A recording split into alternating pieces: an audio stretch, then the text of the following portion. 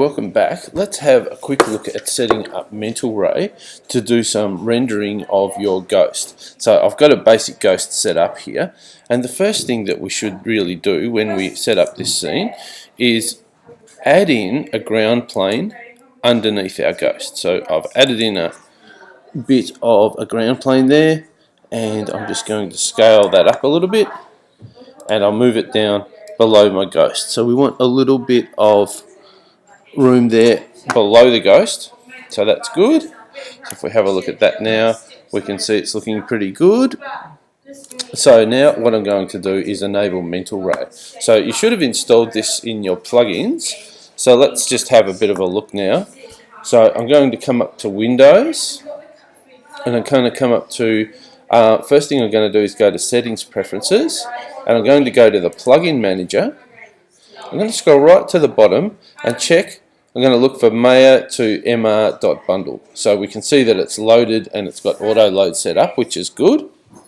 If yours aren't checked yet, click on auto load and loaded, and then we can close that window, and that will enable you to have mentalray, which is a ray tracing renderer. So now I'm going to come up here to my Windows again, and I'm going to come to Rendering Editor, Render Settings, and I'm going to select Render Using, and I'm going to select mentalray, which is down the bottom of this list. Okay, so that's good. We've got mentalray ready to go, which is going to give us a higher quality render.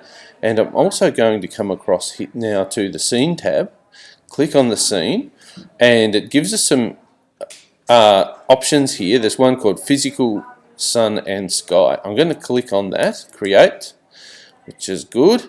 And now I don't need to do too much more in this window. I'm just going to close this, and it's created a scene. Now if I go, easiest way is come here, and I'm going to open the outliner. Outliner shows us what's within our scene, and there's a tab here called Sun Direction, and now you can see that if I pull this up, there's a little set of arrows, and they show us the sun as it's shining into our scene. You'll see they've got arrows, they show the direction of the sun and the angle of the sun. So I might maybe set my sun a little lower here, and I'm just going to rotate it to the side.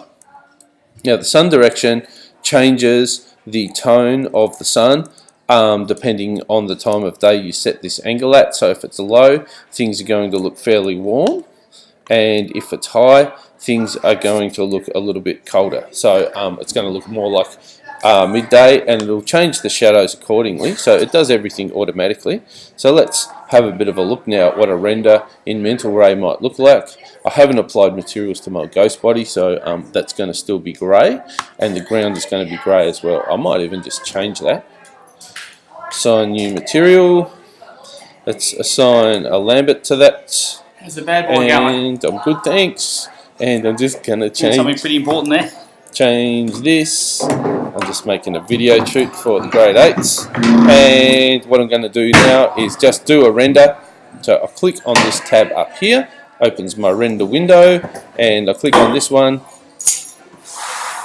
and let it run. Okay, and we can see now mentalray is getting things tidied up for us, and it gives us a nice high quality render. In the background we can see the horizon. We can change the height of that. I'll show you how to do that later on, but for the moment have a play around with getting this to work, and you can see that the shadows look really good as well. So thank you.